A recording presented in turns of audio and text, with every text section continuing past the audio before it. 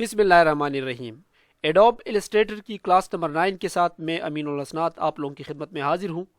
आज की क्लास में हम शेप्स और शेप्स से ज़्यादा हम लेयर्स के मुतालिक बात करेंगे।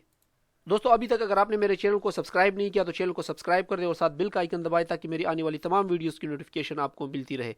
दोस्तों, लेयर्स क्या है? लेयर्स बेसिकली आप यूँ समझ लें कि हम तह दर तह अपने ऑब्जेक्ट्स को रख के हम डिज़ाइन बनाते हैं। उसकी आसानी ये है कि हम एक तरह की ऑब्जेक्ट्स को आसानी के साथ मूव, रोटेट या एडिटिंग उसमें कर सकते हैं और हमें डिज़ाइन बनाने में बहुत आसानी होती है। अक्सर जो समझते हैं कि लेयर्स पर काम करना कोई बहुत मुश्किल काम है, लेकिन आज की इस क्लास में मैं आपको इतनी आसानी से ये चीज़ें समझाऊंगा कि इंशाल्लाह आपका कंसेप्ट बिल्कुल क्लियर हो जाएगा लेयर्स से मुतालिक। तो मैं शुरू करता हूँ इस पैनल से जिसमें शेप्स है। शेप्स दोस्तों कुछ भी नहीं है, बस मुख्तलिफ किस्म के शेप्स आप इसके थ्रू ड्रा कर सकते हैं। इसमें तो आपके पास रेक्टेंगल है, राउंडेड रेक्टेंगल टूल है, एलिप्सी टूल है, पॉलीगॉन टूल है, स्टार टूल है और फ्लेयर टूल है। इसका बहुत सिंपल इस्तेमाल है। अगर आपने किसी शेप को बनाना है, जैसे रेक्टेंगल टूल बनाना है, तो उस पर क्लिक करके आप माउस को ड्रैग करेंगे तो वो जो रेक्टेंगल है आपकी क्रिएट हो जाएगी। इसका दूसरा तरीका ये है कि आप खाली इनमें से किसी भी टूल पर क्लिक करके जब आप सिंगल क्लिक करेंगे तो आपके सामने एक डायलॉग बॉक्स खुल जाएगा, जहां से आप अपनी मर्जी का विड्थ और हाइट वगैरह दे के अपने डिज़ाइन को आप बना सकते हैं। जैसे ये मैं कंट्रोल Z कर देता हूं इनको। इसके बाद मैं एक और शेप ड्रा करता हूं जिसमें राउंडेड रेक्टेंगल शेप है। ठीक है, इसको मैं यहां पर ड्रा कर देता हूं। हम आएंगे लेयर्स के ऊपर, लेकिन उससे पहले मैं ये शेप्स भी आपको बता दूं कि किस तरह ड्रा होते। तो अल्टीमेटली हमारा जो दूसरा गोल है वो भी अनकरीब आपके लिए समझना आसान हो जाएगा। ठीक है, तीसरे में हम कोई और कलर फिल कर देते हैं। दोस्तों, आप देख रहे हैं कि जो भी ऑब्जेक्ट मैं बना रहा हूं वो एक के ऊपर एक बन रहा है। ठीक है, इसके बाद मैं एक स्टार ले लेता हूं।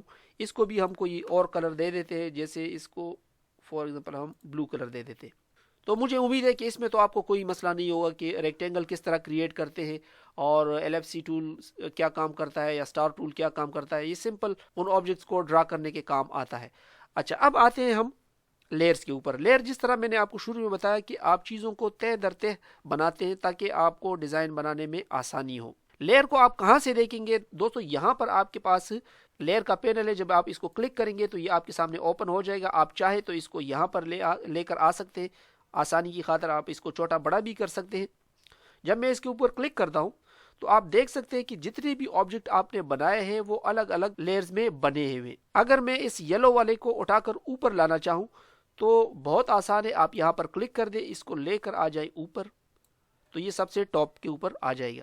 इस तरह आप इसको कहीं पर भी लेकर जा सकते हैं। जस्ट उस पर क्लिक कर दे और जिस पोजीशन पर लेकर जाना चाहे उसको आप प्लेस कर सकते हैं। मैं इस राउंड शेप को ऊपर की तरफ लेकर आना चाहता हूं तो ये हम उसको ऊपर लेकर आ सकते हैं, वगैरह वगैरह। यानी जो चीज ऊपर होगी वो यहाँ पर भी ऊपर नजर आएगी और जो एंड पर होगी तो वो सबसे नीचे होगी। अब अगर किसी लेयर के ऊपर आपने काम करना है, जैसे फॉर एग्जांपल मैं इस येलो वाले के ऊपर काम करना चाहता हूं, तो इसको एडिटिंग मोड में लाने के लिए यहाँ पर दोस्तों आपको एक छोटा सा सर्कल नजर आ रहा है और उसके सामने एक ब्लू कलर का निशान है। जब आप उस पर के ऊपर क्लिक करेंगे तो वो जो है आपका एक्टिव हो जाएगा। फिर उसमें आप जो भी एडिटिंग करना चाहे, उसका कलर चेंज करना चाहे, उसको छोटा बड़ा करना चाहे तो वो आप कर सकते हैं। यानी वो एडिटिंग मोड में आ जाता है। ठीक है, फॉर एग्जांपल हम इसके कलर को इसमें कन्वर्ट कर देते हैं। यहाँ से आप सेलेक्ट करके उसकी एडिटिंग कर सकते हैं। इसका दूसरा तरीका ये है कि आप डायरेक्ट उसके ऊपर क्लिक करके भी उसको सेलेक्ट कर सकते हैं, उसको मूव कर सकते हैं, वगैरह वगैरह। बेसिकली ये ऑब्जेक्ट्स का एक ग्रुप क्रिएट हो गया और लेयर हमारी ये एक ही बनी हुई है। आप चाहे तो यहाँ पर आप दूसरी लेयर भी क्रिएट कर सकते हैं। यहाँ पर सिंपल आप क्लिक कर दें और इसके बाद आप जो भी सिंबल वगैरह बनाएंगे, जो भी शेप वगैरह आप ड्रा करेंगे, वो एक और लेयर के ऊपर होगी। जैसे फॉर एग्जांपल मैं यहाँ पर भी एक दो शेप ड्रा करता हूँ। इनमें से कोई भी कलर हम पुट कर देते हैं। इसमें से भी एक राउंडेड हम ले लेते हैं। ठीक है, तो अभी आप देख सकते हैं कि यहां पर हमारे पास लेयर 1 और लेयर 2 बन गया। अब लेयर 2 पर जब मैं क्लिक करूं तो आप देख सकते हैं कि यहां पर ये दोनों शेप के लेयर जो है अलग अलग है।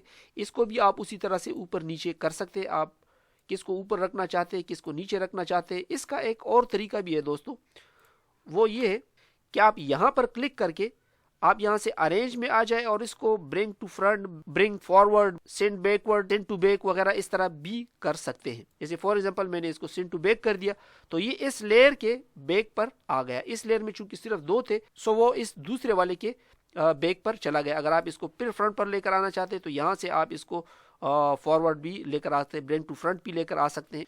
जब हम किसी बड़े प्रोजेक्ट पर काम करते हैं या किसी बड़े डिज़ाइन के ऊपर काम करते हैं तो हम चीज़ों को इस तरह जब अरेंज करते हैं तो हमें काम करने में बहुत आसानी होती है। जैसे फॉर एग्जांपल कोई बड़ी सीनरी आप बना रहे हैं या कोई बड़ा प्रोजेक्ट है कि जिसमें काफ़ी सारे ऑब्जेक्ट आपने क्रिएट करने हैं, तो यहाँ पर दोस्तों आप एक काम और भी कर सकते हैं कि आप किसी भी लेयर को नाम भी अपना दे सकते हैं। जैसे फॉर एग्जांपल मैं इसको दे देता हूँ ग्रीन कलर, इसको मैं दे देता हूँ रेड कलर, ठीक है। तो जब हम बाद में काम करेंगे हमें बहुत आसानी होगी कि हमारा ये चीज़ कहाँ पर बना था और ये चीज़ हमने किस लेयर के ऊपर बनाया हुआ है। तो आप इन लेयर्स को रीनेम भी कर सकते हैं।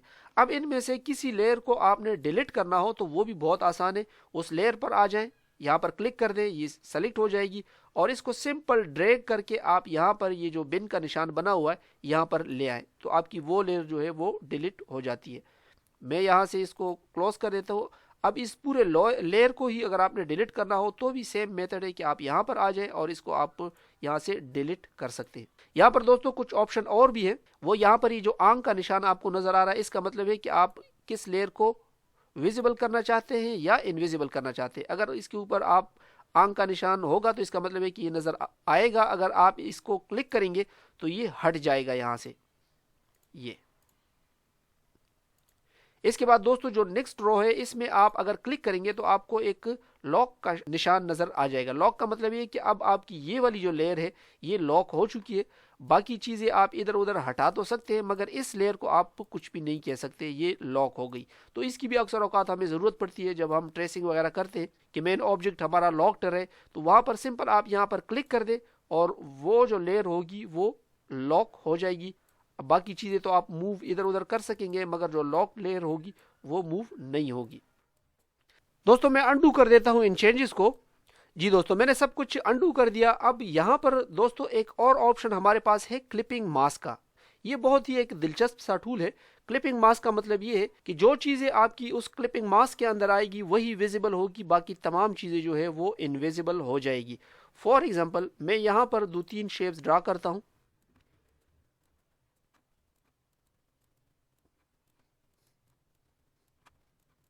और अब मैं चाहता हूं कि यहां पर एक गोल दायरे की शक्ल में मुझे चीजें नजर आए, बाकी चीजें तमाम की तमाम गायब हो जाए। सो मैं एलिप्सी टूल पर आता हूं और यहां पर मैं शिफ्ट प्रेस करके एक गोल सर्कल बना देता हूं। ठीक है, जैसे ही मैंने सर्कल बना लिया तो चीजें इसके नीचे छुप गई।